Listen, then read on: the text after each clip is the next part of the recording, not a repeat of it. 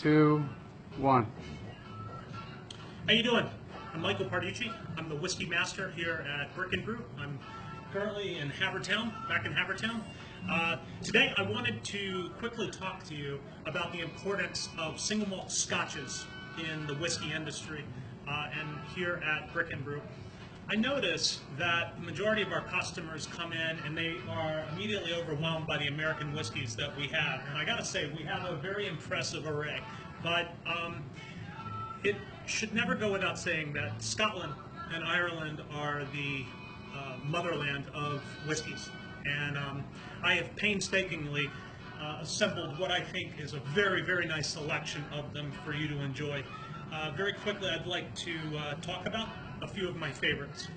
Number one, this would be probably in my top 5 or close to it.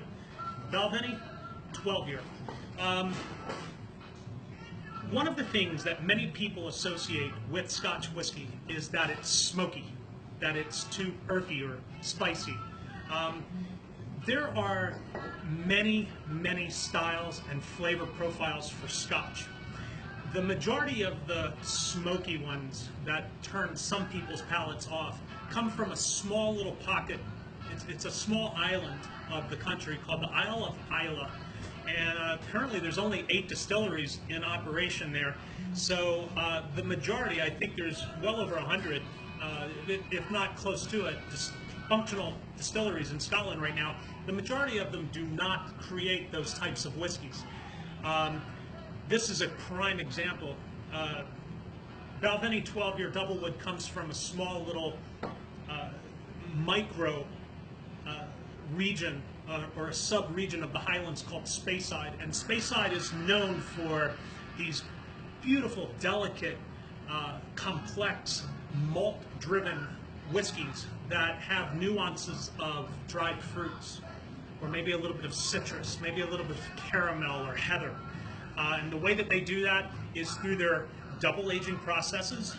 They start out usually in American bourbon barrels that were sent over from the distilleries here in the United States over to Scotland, where they take them and they fill them with their whiskey and they let them age for anywhere from 8 to 12 years as a benchmark. And then they pass them over to other types of barrels for a secondary finish. The Balvenie uses Oloroso sherry barrels for about a 9-month finish, giving it those rich dried fruits, raisins, dates, apricots, things that I was just talking about. This is a wonderful whiskey, and I highly, highly suggest that you come in and give it a try.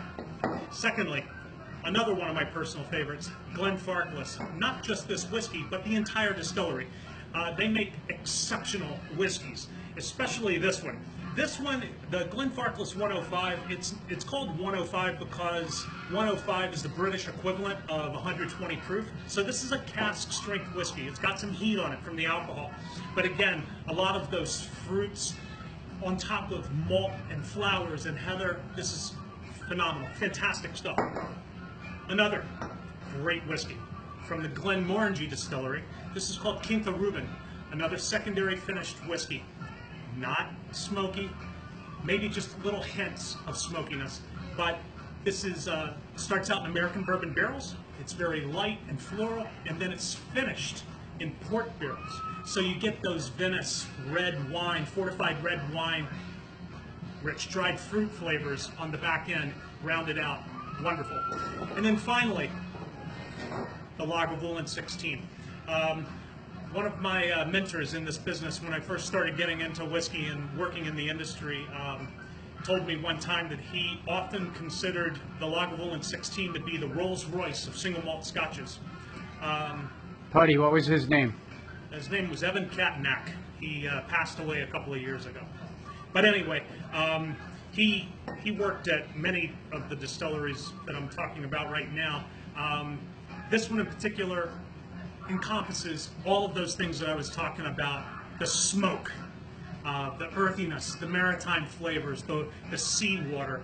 It's all in here, but it's on top of layers of fruit and spice and malt and flowers. This is a fantastic whiskey. I would always suggest this when the weather gets cooler. The remainder of these, it's up to you. I would start with the Balvenie when it's a little warmer outside. I'd move over to maybe the 105 when it's just starting to be fall. The Quinta Reuben from Glenmorangie about right now. And then in a month or so, I would visit the Lagavulin. So let's pour a taste to your mentor. Let's do it.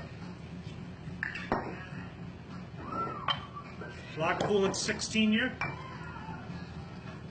from the Isle of Islay. I raise a glass to you, Mr. Katnack. Cilantro. Boom.